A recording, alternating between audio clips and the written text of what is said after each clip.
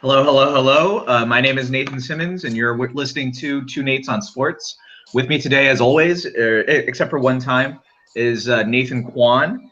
And joining us again is Evan Tenenbaum. Let's first start off with the Houston Texans, who play today against a banged-up Oakland Raiders team. Nathan Kwan, take it away. Yeah, the playoffs are here. Get hyped. So I wanted to first talk about last week briefly. So the Texans played at the Titans week 17. It was really a game that meant nothing, but it was a chance to see quarterback Tom Savage get more reps. That didn't happen. He suffered a concussion in the second quarter, and he was ruled out for the rest of the game. So we saw the return of Brock Osweiler to the offense. Not a triumphant return, really. I will say he connected well in the second half to DeAndre Hopkins, which has been one of the big criticisms of him this year. But again, it was too little too late from the offense. The offensive line was, again, horrible. The right side of Jeff Allen and Chris Clark are terrible. And that's something that they're going to have to address in the offseason because the Titans do not have a good defense, and they were getting manhandled up front. But I will say props to Romeo Crennel. The Texans finished number one in defense in the regular season for the first time in franchise history. And again, remember, this is all without J.J. Watt, a two-time Defensive Player of the Year. So props to Romeo Crennel. This week, it's a very good matchup. I mean, I don't know how much better it can get. You're facing the Raiders, who are down to their third-string quarterback at this point, with Connor Cook making his first NFL start. Their left tackle, Donald Penn, is out. And so it's a really banged-up team. Yeah. I mean, just look at the injury report for it right now. I mean, it's not just like Donald Penn or just like they're two they're both their first and second string quarterbacks, but also you have Amari Cooper, who's banged up, Michael Crabtree is banged up, Carl Joseph, their first round pick this year, banged up, Kalakai Osneal, who I believe just got voted in as an first team All Pro, he's banged up, Malcolm Smith, one of their premier free agents, I believe, that got signed either this year or last year, is also questionable. Just up and down, this team is just completely hobbled, and it's going to be. I mean, not to get into predictions quite yet, but it's very hard to see how this team can scrape together. Yeah, it's also. I'm looking at this injury report too. It's very variable in the types of players that are on Oakland that are either questionable or out. One note that may not actually impact the game, Matt McGloin, who's going to be backing up Connor Cook in the wild card matchup. I wouldn't say that a bad play by Connor Cook or bad game for Connor Cook would necessitate him coming out of the game, but you're looking at an insurance policy in Matt McGloin that isn't even fully fleshed out. If the worst comes to worst and Connor Cook actually does get hurt via concussion or whatever, then you're also going to put in a hobbled quarterback as his backup, and he's probably more susceptible to injury than a fully 100% healthy backup quarterback like let's say the Cowboys have. So it's just interesting to see on the injury side, Oakland is kind of limping into the playoffs, having given up their division and settling for a wild card, even though they were 12-4. Yeah, and I mean prior to these past 2 weeks for Oakland, they were looking like a very strong contender Super Bowl with both Derek. You had both Derek Carr and Khalil Mack just really leading that charge, but I mean injuries can be a real killer right now. How do you guys see this one playing out from a neutral point of view? I think the Texans got the lucky playoff draw. I think Derek Carr getting hurt in week 16 just hurt Oakland's chances way too much, and given the combination of a quarterback who's never started before, a banged up defense and not as many receivers, they're going to have to rely on their running game to really jumpstart the offense. Because I'm not sure really how Connor Cook plays. I don't think he's as bad as people tell him. And I think he has the advantage. If he actually does play well, then he'll be an Oakland hero for quite a while. And that's not something you can say about Brock Osweiler. If he plays good, then I'm sure Houston people will be like, well, he's supposed to. But needless aside, I think Houston got lucky with the draw. I think NFL got really unlucky with this matchup. Because anyone outside those markets are probably not going to be watching this game. That ESPN doesn't want you to say that. Yeah. Well, no, ESPN paid $100 million for this game. That being said, just one game. Yeah. That being said, I think Houston gets it here. Their defense is just too good, and with such a weak Oakland offense here. Yeah, I absolutely agree with Evan on this one. It's just like there's just too many injuries on the Oakland Raiders for them to overcome this game. And I mean, Houston Texans, for as much as we like to make fun, like we do like to make fun of them, like they do have the #1 defense going into the playoffs. Jadeveon Clowney is finally playing up to his #1 overall draft status. And like Romeo Crennel, Nathan Kwan mentioned last week and previous weeks before, like Romeo Crennel has done a heck of a job coaching up this defense. That being said, I think the biggest key for the Houston Texans to win this game will be Lamar Miller in that running game.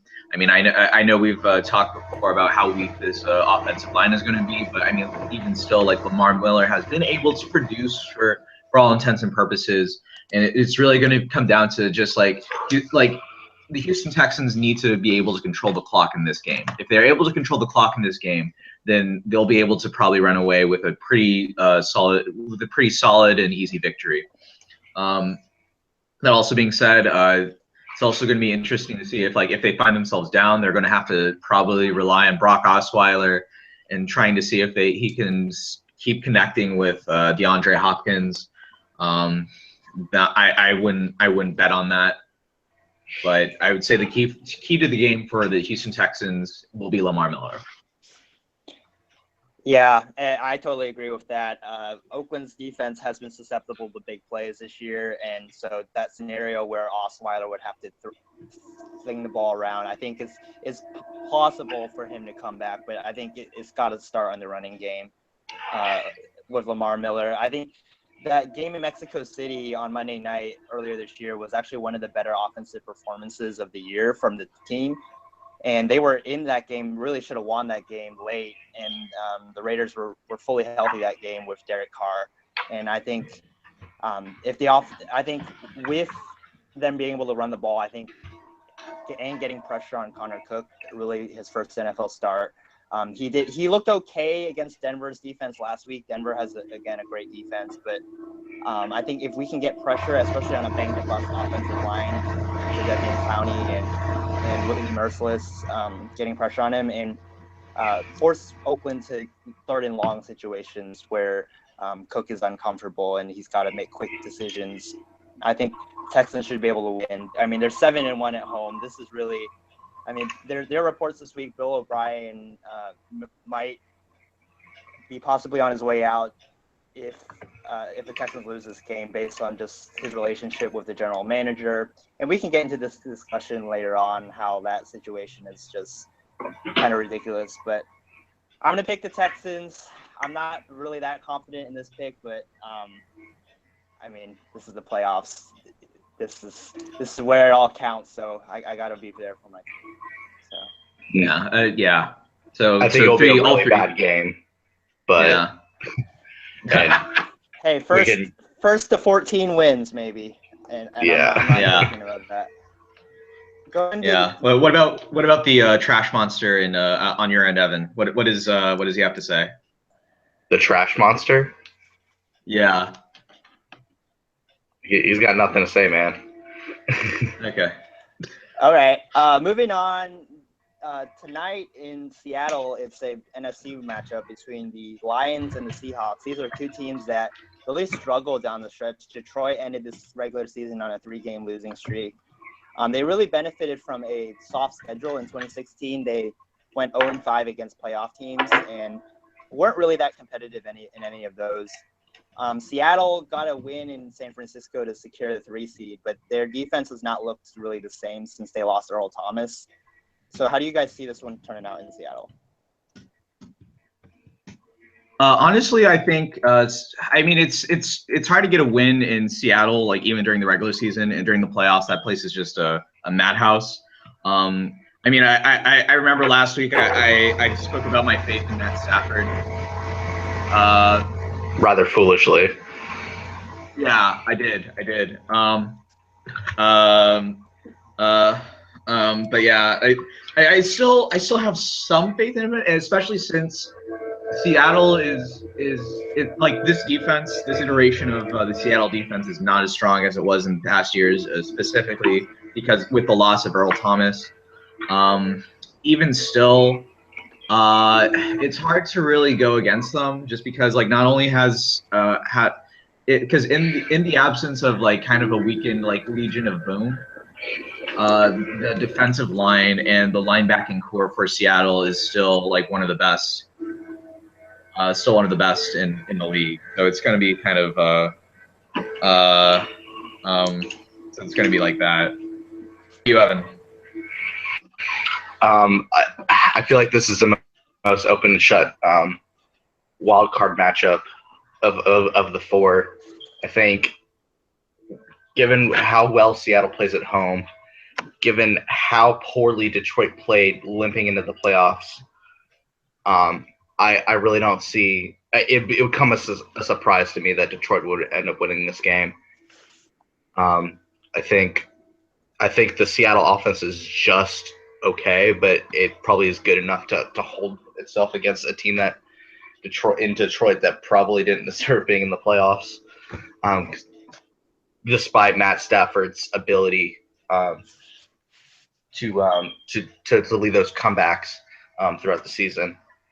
I just don't think Detroit has any strengths other than Matt Stafford, and I don't see Seattle. I mean, while Seattle is a pretty okay team, at least for playoff size, that I don't see any weaknesses that Detroit can exploit, especially when they're at home. So I'm gonna go with Seattle. Yeah, I'm going to go Seattle as well. The way Detroit closed the regular season was not good. Their defense, which was actually really good for most of the year, they looked terrible in the game against Dallas on Monday night, and the Week 17 matchup for the NFC North against Green Bay.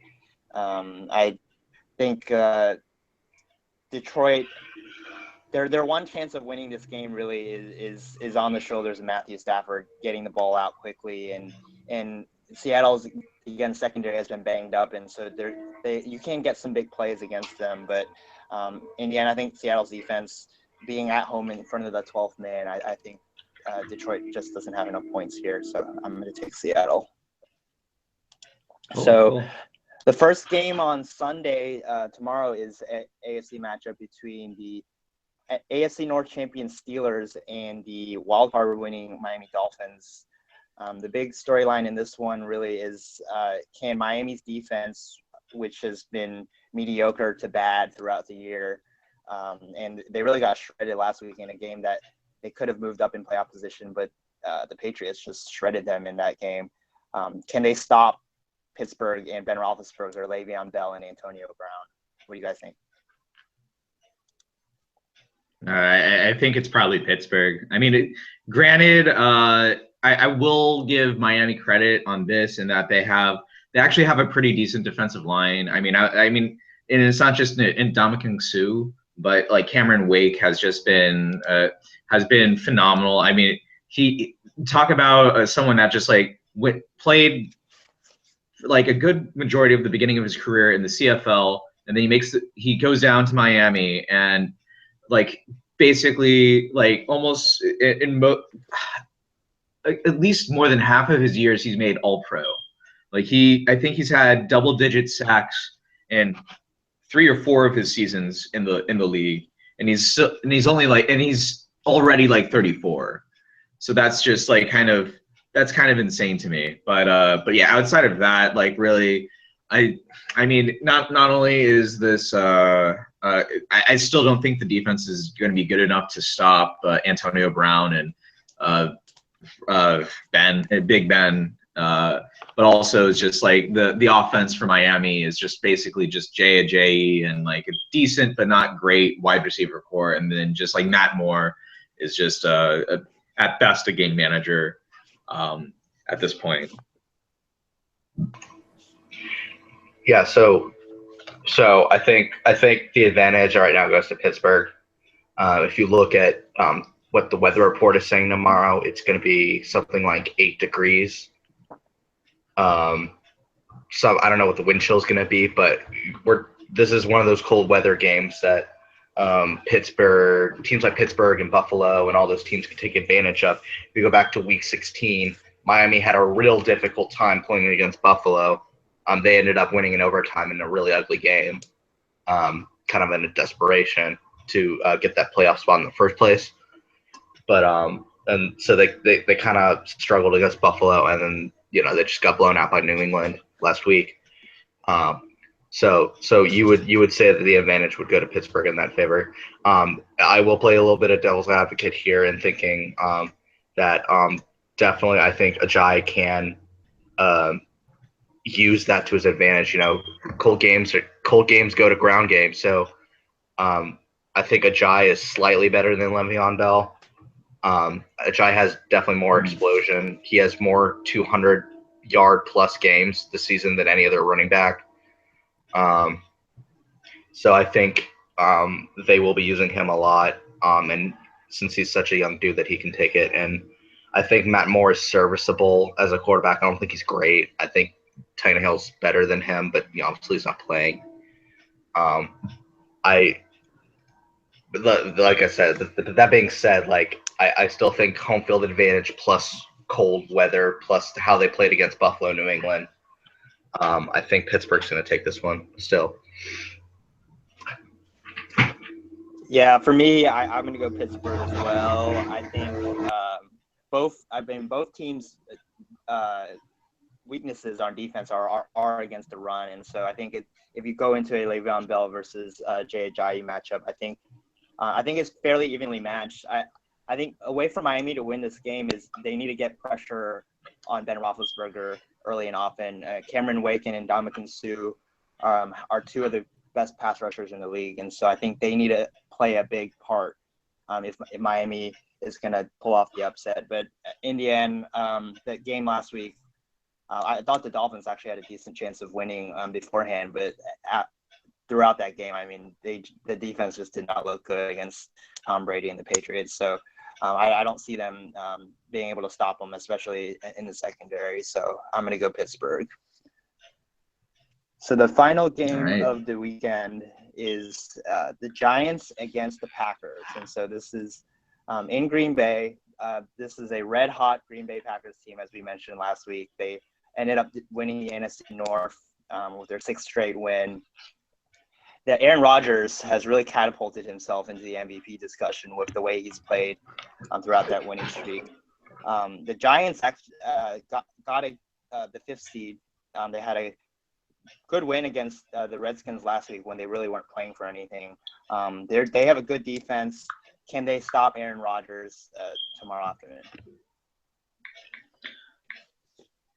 Yes. I'll go and take the Giants on this one.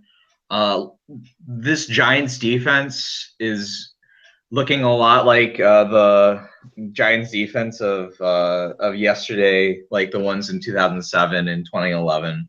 I mean, granted, they're missing Jean-Paul Pierre, who was actually arguably one of the best pass rushers in the league this year until he got hurt. Yeah, Jason, that guy. Yeah, JPP.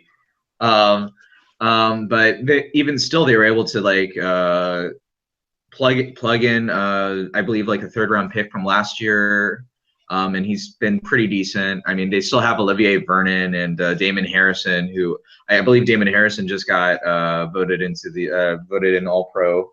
So that speaks volumes to his and that also the secondary for the Giants with Landon Collins, who's arguably been the best safety in the league. You also have Dominique Rodgers-Cromartie, and just top down, this Giants defense has been pretty good, and you can never bet against the playoff version Eli Manning to just somehow rear his ugly head and be like, oh, I'm actually a good player now. But yeah, I'll take the Giants in this one. All right, I'll go the opposite side and say the Packers. How dare you? I've been the advocate, or I've been the living proof of Eli Manning's devil magic. But as far as the last 6 weeks go, I'm now more of a believer of Aaron Rodgers' devil magic.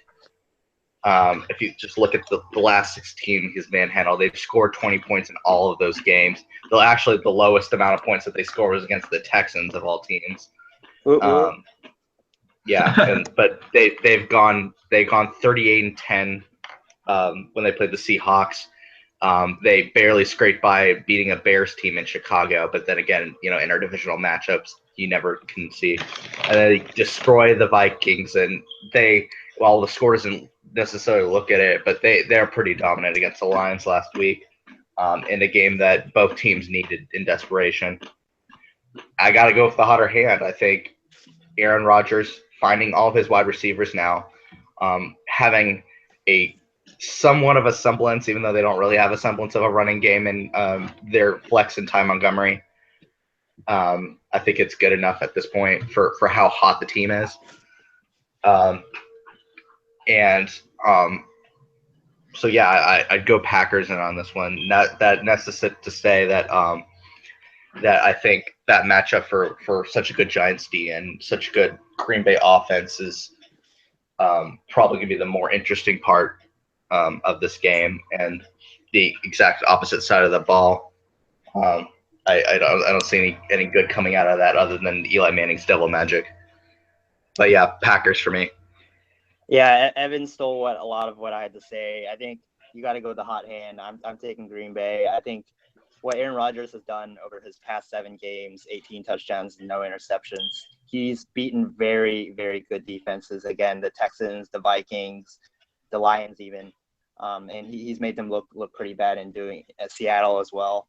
I think it's really a passing game for both sides. I think both teams are good against the run, and both teams don't run the ball very well. So it's really Eli against Aaron Rodgers. And if Eli can get the ball to Odell Beckham and Victor Cruz and those weapons down the field and not take hits and not turn the ball over, Giants can certainly win this game. Green Bay's defense, their weakness is in their secondary. But, I mean, in the end, I go with the hot quarterback. Aaron Rodgers looks unstoppable at this point. And I think that they score more points than the Giants do. So I'll take Green Bay to win. Okay. I see how it is. Yeah. So we'll see. Yeah. Well, I mean, we had a consensus on the first 3, and then on this one, it looks like everyone else but me is going to be wrong. So, yeah. Well, historically, there's always one road team that wins wild card weekend. So yeah. I'd say anything, I'm playing the odds. So I'd say the Giants of all the road teams have their best chance at winning. Winning this week. I think, like I said, Miami's big factor is the weather, and their quarterback. I think Oakland's biggest factor is injuries, and I think Detroit just isn't a good enough team. Yeah, for sure. So as Cowboy fans, you guys sitting back this week with the number 1 overall seed in a first round bye, which out of those 3 potential teams would you guys most want to see next Alabama week in the divisional round? We want Bama, man. I'll take Alabama. They're national. No, I'm gonna. It should be obvious. You would want to play Detroit. They have the greatest weakness, at least in their offense. But it's more likely that we're gonna play the winner of the Green Bay and New York Giants game. If I had to choose between those two, I'd go with the easier defense to handle, which would be Green Bay, even though they're the hotter team. You know, Yeah. and as a some sort of semblance, I mean, either way, it's going to be a revenge game. But I think that this Green Bay team, just at least on the defensive side, isn't as good as that team in 2014. That a certain catch that didn't get made could have altered the history. Yeah. But yeah, obviously I'd rather play Detroit, but it's more likely it's going to be Green Bay. Yeah. I agree with Evan. Although I will say this, while the New York Giants have beaten us twice, I think third time would be the charm for the Cowboys. In so much that it's just I don't like definitely had success in AT&T Stadium in the playoffs. And I still think that like Eli Manning won't be nearly as good. Won't be nearly as good this time around as he has been. But yeah, I would also go with the Packers. What do you guys think of the game last week? So, I mean, it didn't mean anything in Philadelphia, but Tony Romo got in the game and he led a quick touchdown drive, which got everyone happy. What do you guys think about what happened last week? I think it was definitely a good trial run. I think so. Dak had like a quarter's worth of series that he played on. He was okay. I wouldn't necessarily call Philadelphia the most resilient squad or whatever. But I think Dak showed what he needed to show, that he wasn't going to get hurt and then he could play it to the level of the team. And then I think Tony definitely quelled some of the murmuring going around the area, the media, on whether Tony was his usual self or not. If you look at practices, if you look at what he did in training camp, a lot of people lead to believe that he was pretty much the same Tony as he was in 2014 and early 2015. He looked really good on that drive, and at the risk of injury, I would have liked to see him in another series and see how he would have done with more of an open field. He did get helped by a couple of pass interferences on Philadelphia's side, but for the at least the plays that he called and actually were able to complete, he looked very solid on that. I forgot who he passed it to on that third down. I think it was Terrence Williams, but that was really solidly thrown right in that. It was a very tight space. And he read the entire field for a few seconds before he actually made that throw. So he made good decision making on that. I don't know. He looks like a very mature quarterback, and I feel very confident if Dak Prescott goes down in the playoffs that Tony could do some semblance of actually being a good quarterback. Yeah, that pretty much my thoughts exactly. I mean, like, granted, his first throw was just like Tony just sort of being Tony. He just like pretty much just launched the ball downfield, almost got intercepted. But after that, he was just like, he pretty much like settled in, and it was just a beautiful pass to Terrence Williams in the end zone, just like right where it needed to be. Definitely feel very confident going in that the quarterback situation, no matter what happens, is pretty much settled, so long as both knock on wood, nothing bad happens, and we have I'm definitely not as confident if we had, say, like Mark Sanchez be our main backup, but yeah, it was garbage in the game last week. Just got off. Yeah. It was not good. He was Mark Sanchez. He was Mark Sanchez. I mean, he knows who he is, and that's fine. That's fine. But the biggest, I would say, arguably the biggest news for the Cowboys this week was Randy Gregory finally got suspended for an entire year, and won't be able to play in the playoffs. I mean, Evan, I have a few things to say on that, but Evan or Nathan, do you guys want to give your 2 cents on the situation, or yeah? Evan? Hello? Yeah. Evan? Sorry. Can you hear me? Yeah. Okay. Sorry. So my thoughts on that is I think Jerry a couple weeks ago kind of telegraphed to the media that he kind of knew this was going to be happening, even with the appeal or whatever he had. So there's that. So he really didn't put Randy Gregory into the major plans. Obviously, he wasn't starting. He did get a sack during his time, the last two games. I think he was planning his defensive line around knowing that Randy Gregory wasn't going to be available. So I think the two things that I find kind of awkward or weird about it is one, that they decided to send down the suspension, or to put the suspension because he missed the test, but he was in rehab because he missed the test. Like, he was in rehab and he couldn't make the test, and therefore, because he didn't make the actual test, they call it as a fail, and then they suspend him. I find that a little weird. That obviously the rules say any reason, but I think rehab should be the exception. That's more of an NFLPA thing. And then the other thing is, someone yesterday on the Cowboys subreddit put a like a conspiracy, or I don't know if it's a tweet or something. The head of the NFL committee that does the appeal suspension, he's the GM of the Giants, and apparently the appeal was supposed to happen 4 Tuesdays after the appeal was scheduled, or after the appeal was sent out by Gregory. And that the GM, Mara, had essentially moved up the appeal and decided upon denying the appeal, which was going to happen anyway, but denying the appeal this week. Therefore, Gregory wouldn't be able to play during the playoffs.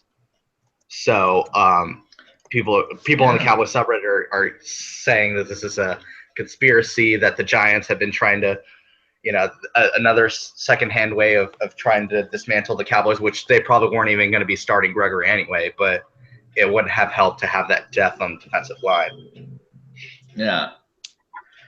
Yeah, no, I mean, that you touched on a lot of things I was going to say, but I mean, at the same time, it's just, it's frustrating to see how, like, inconsistent Roger Goodell hands out penalties and fines to these players. I mean, like, you look at Michael Floyd, who got arrested for DUI and was released by Arizona a few weeks ago, and then he gets picked up by the New England Patriots, and they're not even, like, considering trying to suspend him, even though, like, what he did was break the law, like, not just NFL like law, but like actual like U.S. government law. But also, like, he actually put lives in danger by driving under the influence, versus Gregory, who missed a test. I mean, granted, he was that weekend that he was supposed to have the go have the test. Like, he was like given like a reprieve from his rehab center, but he just still didn't end up like showing up. And at the same time, granted, he needed to set up something with the NFL, like a courier service to go. If he can't make the test, then maybe they would still send a courier over to his rehab center to go do it. But at the same time, like, if you're in rehab, so long as it's not like a bad rehab center, like, more than likely, like, they'd be still able to monitor whether or not you're taking drugs or not. But I mean, just far and away, it's just very frustrating to see. Just like, and I don't want to like say like this guy's a kid or anything, but I mean, like, the guy's like 23, 24. He just became a father, I think, this year, and he's trying to get his life on track. And it's just like, you've taken away a year from him to not only like try to get back into like be part of the team and all that, but like, you're taking away a year's worth of pay. And I don't know how this is supposed to like be able to prevent him from like not getting back into his drug habit before, like, you're to me, it comes across as like kind of just like, because okay, so let me try to reorganize it a bit better, in so much that if I remember reading the rules correctly, whoever the third party arbitrator is supposed to be, like, or whoever the person who's trying to take the drug test is, whenever there's a missed drug test, missed drug tests, they usually try to consider like, okay, whether or not this person tried missing it on purpose because they know they would have been found guilty versus like they missed it because of just like being lackadaisical or being or forgetting it.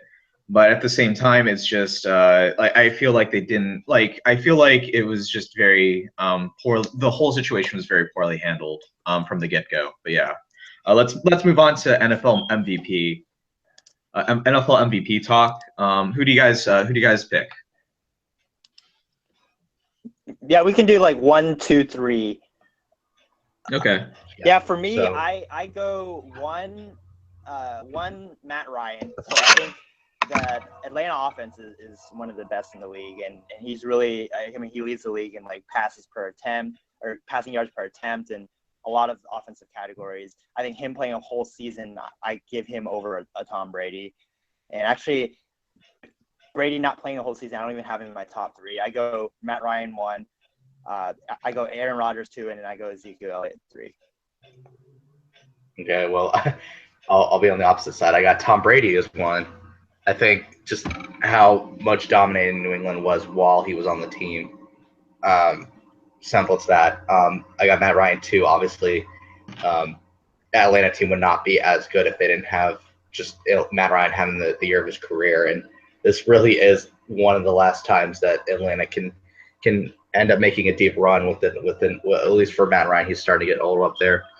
And then I got I can't decide between Aaron Rodgers, who just was on fire the last 6 weeks, and then and I'd probably go Aaron Rodgers instead of like someone like Ezekiel Elliott, just because I know that some voters might get there going to be attrition for at least a combination of Dak and Ezekiel. So I feel like he might lose points just because of attrition.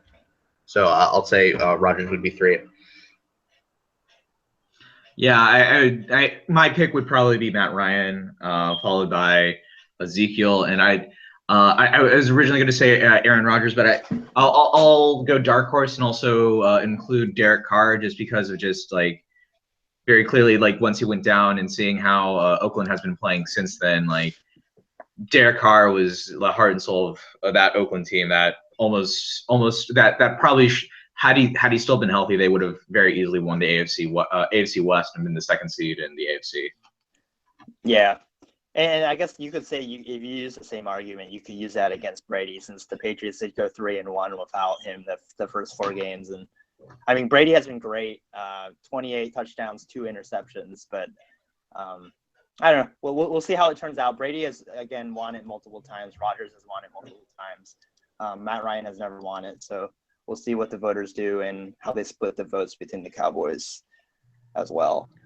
But let's move on and talk about the NBA. The biggest news are my Houston Rockets, again, on another 7-game winning streak. They finished off a 4-0 week by beating the Magic last night in Orlando on a back-to-back. I think they're 8-0 on back-to-backs this year.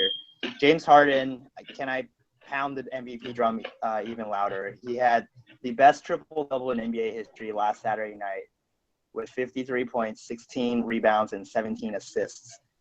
He counted for 95 total points in the win over the Knicks, and that was, I think, second all-time to Wilt Chamberlain, who scored 100 by himself. But he won the Player of the Month in December. Mike D'Antoni was Coach of the Month in December. The Rockets were 15-2.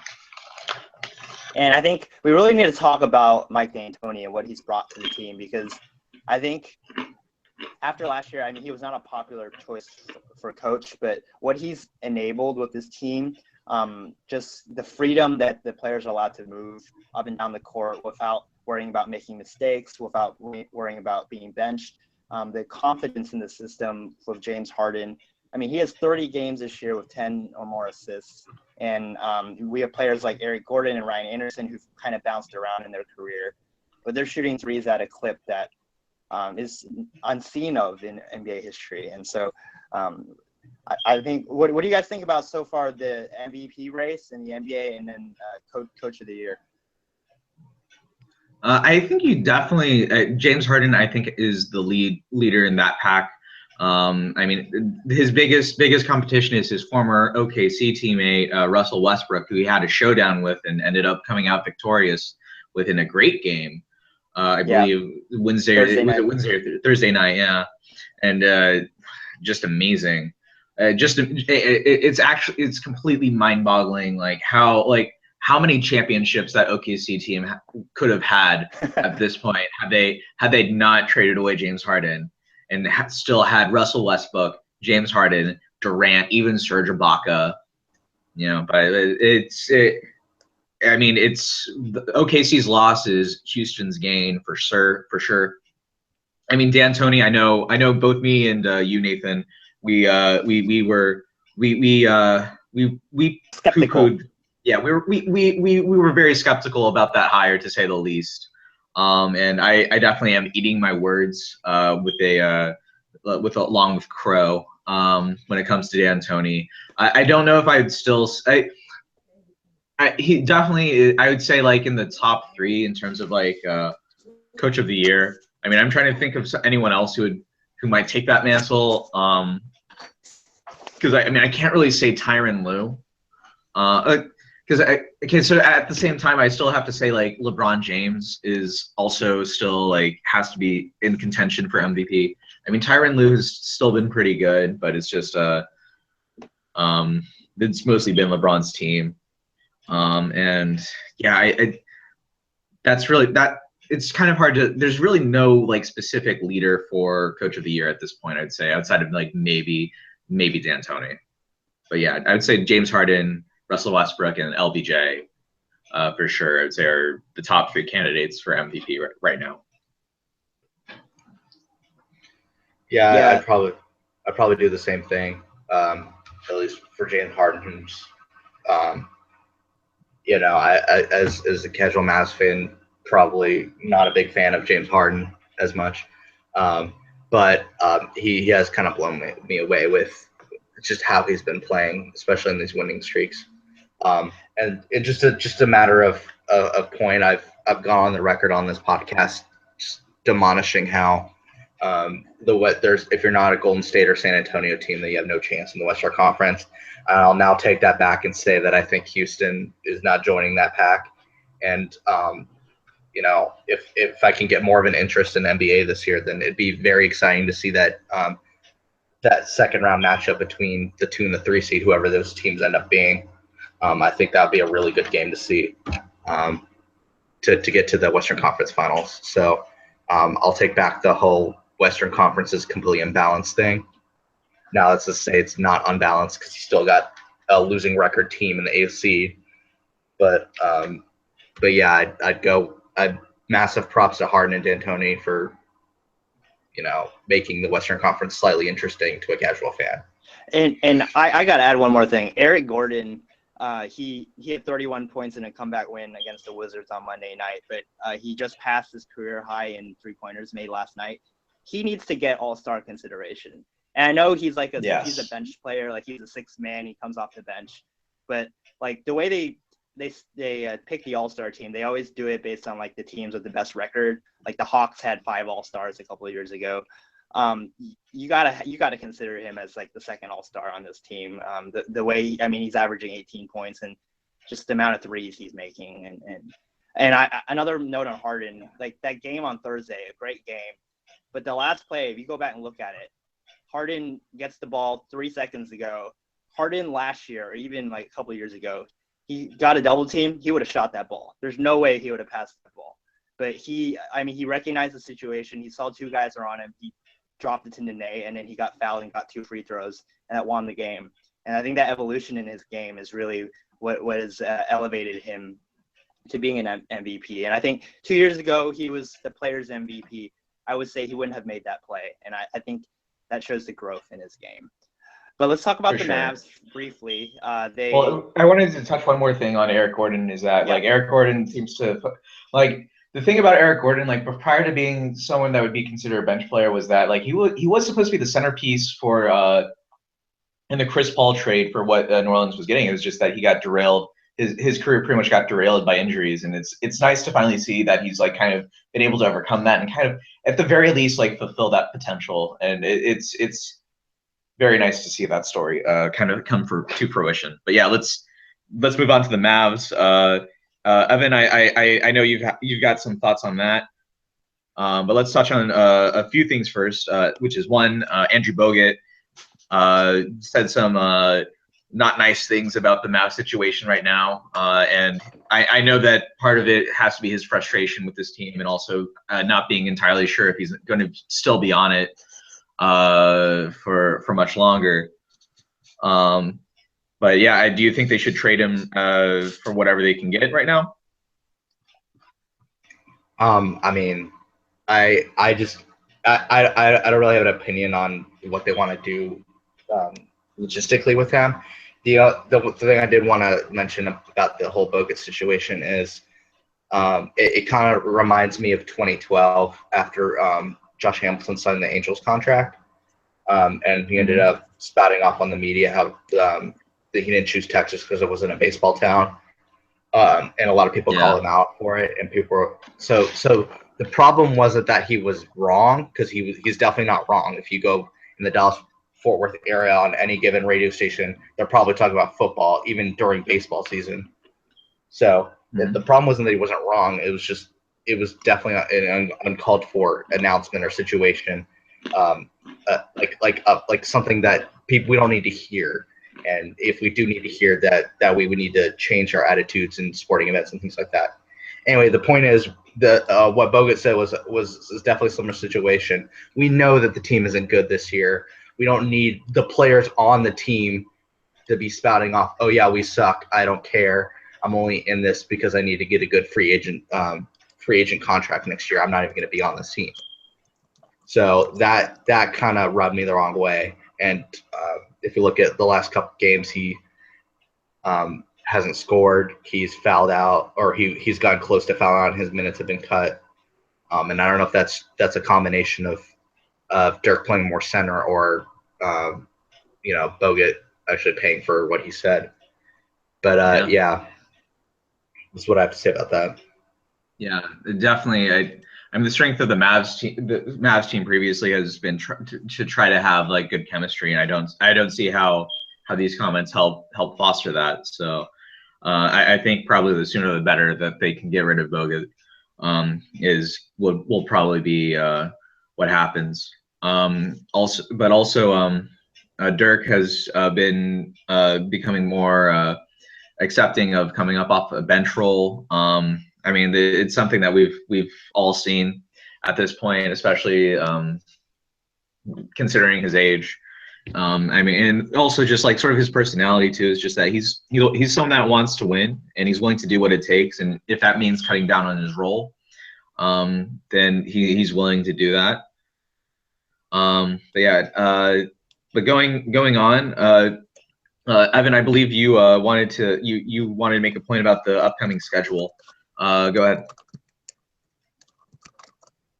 Yeah, so it's funny. Again, I mentioned like 5 minutes ago that the 8th seed in the Western Conference is 16-22. That's the Portland Trailblazers. Right now, I think they just passed Sacramento, and they've been going back and forth for about 2 weeks now. Dallas right now is tied for last with Minnesota in the standings, but both of them are only 4 games behind. So using that logic, one would think that 4 games over half a season isn't exactly insurmountable gap right there. So you would think that they'd be going for it. And then the reason I would say that is you need to check out the schedule for the rest of the month that the Mavs have.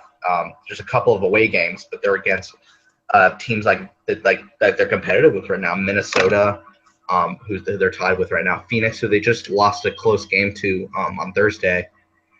They're playing Miami in a couple weeks. They got the Lakers at home in 2 weeks. They also got Minnesota at home, and they play a bunch of 500 teams like Chicago and the Knicks. Literally, the hardest team they have in the next 2 weeks is the game tonight against Atlanta, and even that's at home, so that could potentially be a toss-up.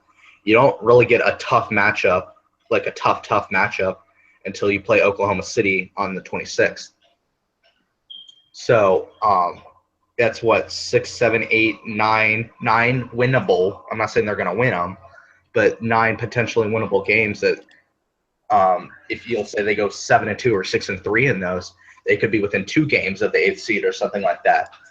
And then you're looking at a completely different situation. Then you would say the tank is completely gone. I think that's what Cuban is going for, trying to take at least this part of the schedule to its advantage. If they're at the same spot 9 games from now, I'd say they'd lean towards more tank. I don't think Cuban is even going to think about purposely tanking at this point, at least until like March or April, when it's obvious that they're going to be out of the running. I just think that it's too close to the AC that they're going to try and go for it. Yeah, I agree with you on that. Although that being said,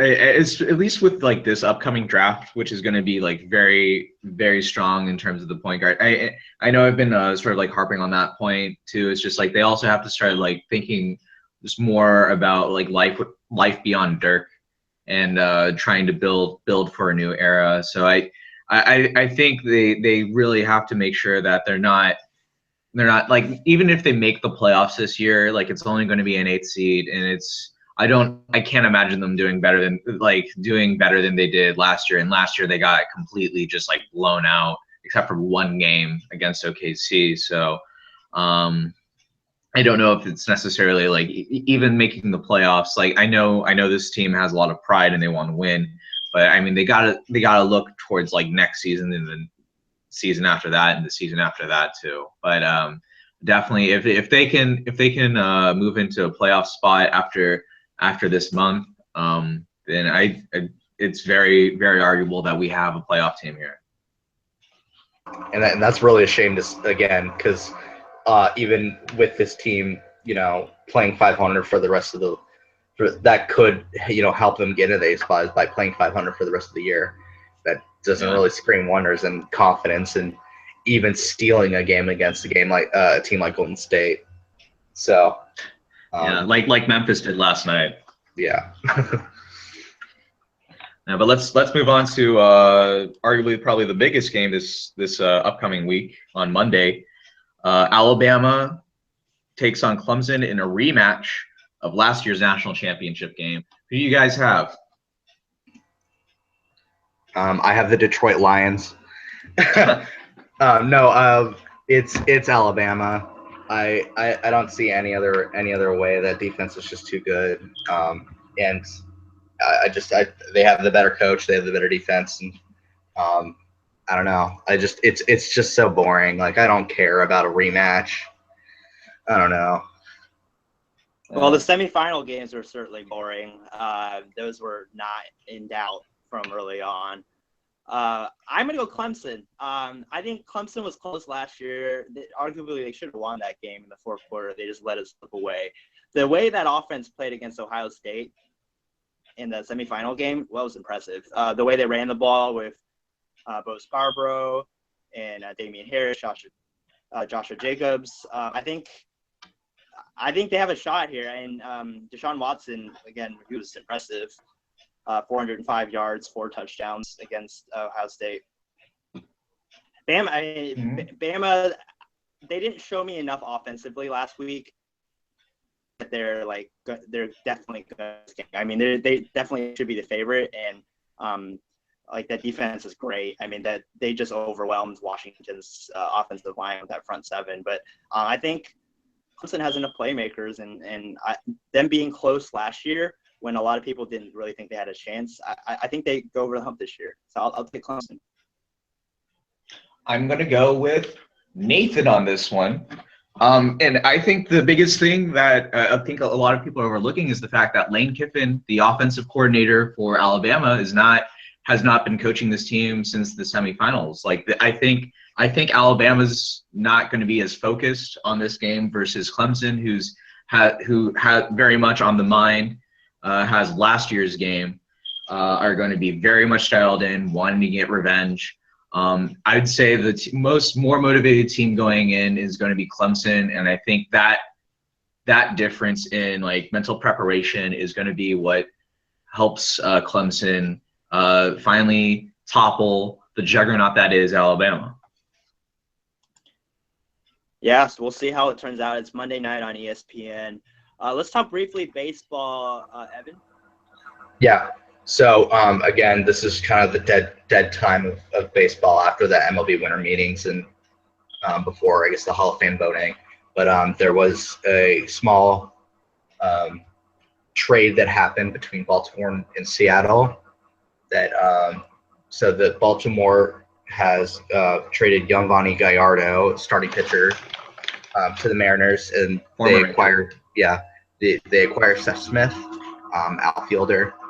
I guess the way I see this is Seattle's looking for a semblance of a rotation now that they have Iwakuma and Felix Hernandez, and now you add like Giovanni Gallardo for that third spot in Paxton, and I guess their fifth start is a toss-up. Now you're looking at, I guess, on a optimistic side, you're looking at a rotation that can compete with the two behemoths, quote unquote, and Astros and Rangers. So it's now starting to look like a three-team race. Now on the other side, you got to look at Giovanni Gallardo's statistics in the last two seasons. Now he had a good one season with Texas. He with 13-11, 3.42 ERA. But he had a lot of trouble with throwing a lot of pitches early in counts, getting behind, scraping away a clean inning with 20 pitches, something like that, so he wouldn't get out of the fifth or sixth. And then last year when he signed that contract with Baltimore, he was just awful with a 5.42 ERA. He had given up 16 home runs in 118 innings, a FIP that was only slightly better. Like you want to hope if you're Seattle that he just had an off year with Baltimore, and then he can gain some of his 2009 to 2014 stats. What do you guys think of Seattle's situation now? I mean, Seattle's just always one of those teams. Like they came very close to coming over the hump last year. I mean, it's kind of at this point, I just feel bad for Seattle, or most specifically Felix Hernandez, who's never played in a playoff game before. It's really at this point. I think it's going to be Houston. I think not to like spoil my my MLB predictions, but I think the Astros are probably going to win the AL West next year. Or this year now. New Year's has thrown me off, but I think the Astros still probably take it. I mean, it's kind of hard to say. I mean, we'll know more when spring training happens, though. But yeah, Nathan, what do you have to say? Seattle needs more offense, right? I mean, they've done everything that they can to get more offense on that team. They moved the fences in like twice. They need more offense. They need more bats on that team. I mean, they've always had like a great pitching staff. I'd counter that by saying I think they did that by getting Robbie Cano and Nelson Cruz, and Kyle Seager is emerging as one of the best third basemen in the entire MLB. Sorry, Adrian, but it's kind of true. But I think brothers just in general. But I agree they need some role players around those three guys. I think the rest of the, like by trading people like Seth Smith, or here's another trade that actually happened, and I was going to talk about this earlier. They got Jared Dyson, the outfielder from Kansas City, for the pitcher Nathan Karns. I think Jared Dyson definitely fits that mold of a role player that could come in platoon situation in the outfield. He's definitely a better defender than Nelson Cruz. I'm not necessarily saying he's going to be spelling Nelson Cruz in the outfield, but he's definitely a different option that you can have. So I think the offense might be okay for Seattle, given how good Seager is, and if Nelson Cruz and Robbie Cano can still maintain the good seasons they've been having the last 2 years. So yeah, definitely. The other baseball topic I wanted to discuss.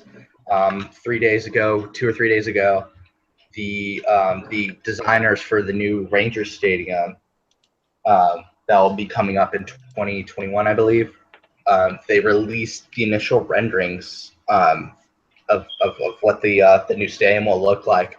I'm sure we'll link it in the description of this video.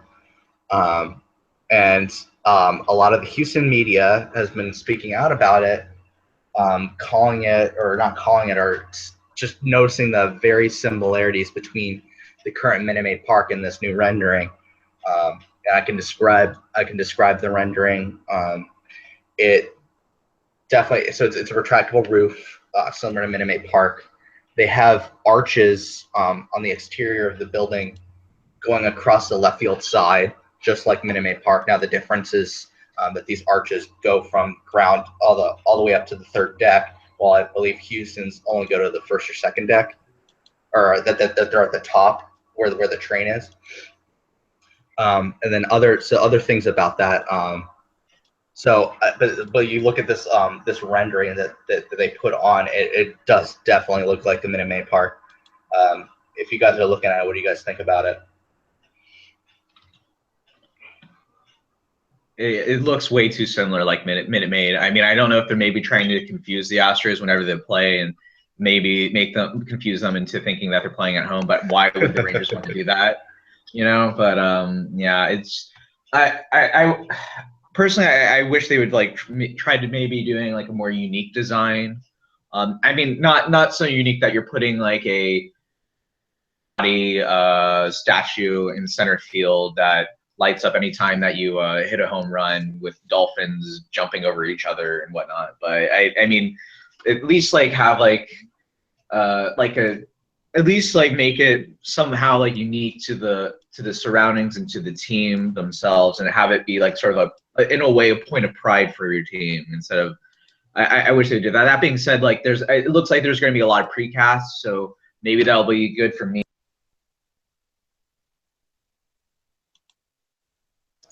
Yeah, I think that's what what could happen. I think the one thing I wanted to touch on regarding that is when the original ballpark in Arlington was constructed in the early '90s, that they kind of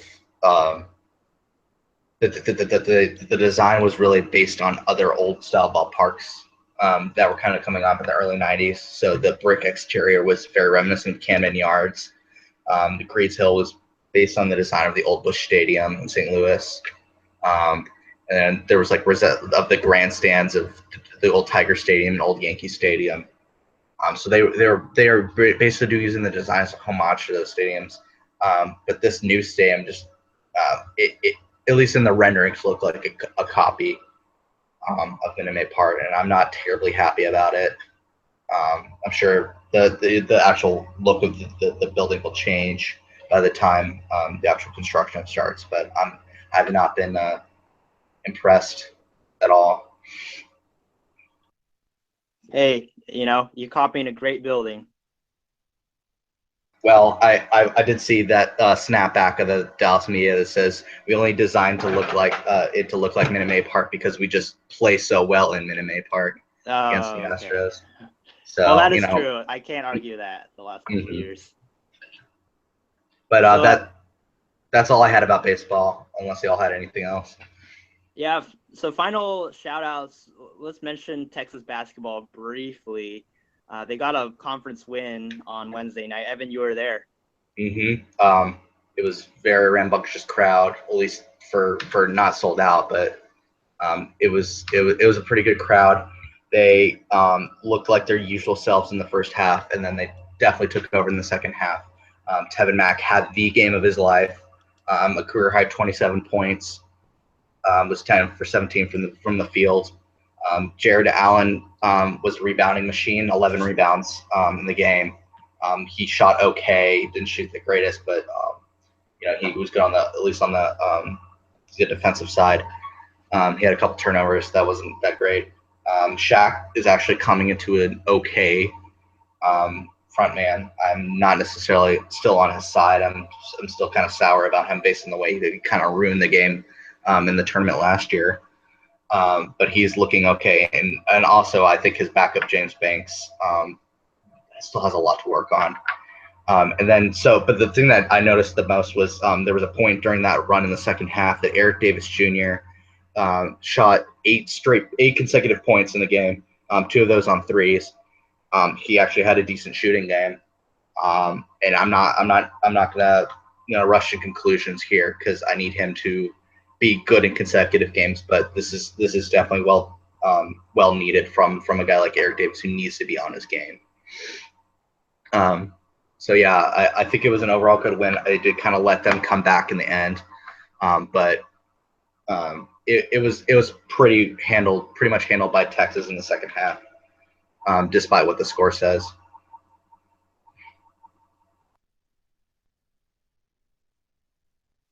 Nathan?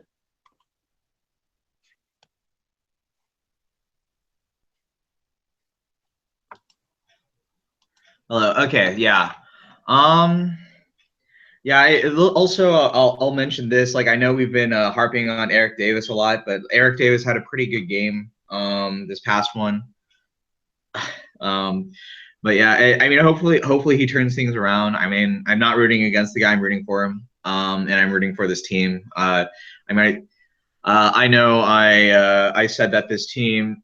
I know I've mentioned before that I thought this team was had the talent to play on the NCAA, and then last week I said like, oh, this team will only make the NIT. I'll cop to just like I don't really know what to make of this team at this point. I will say though that let me do a shout out first though to Jason.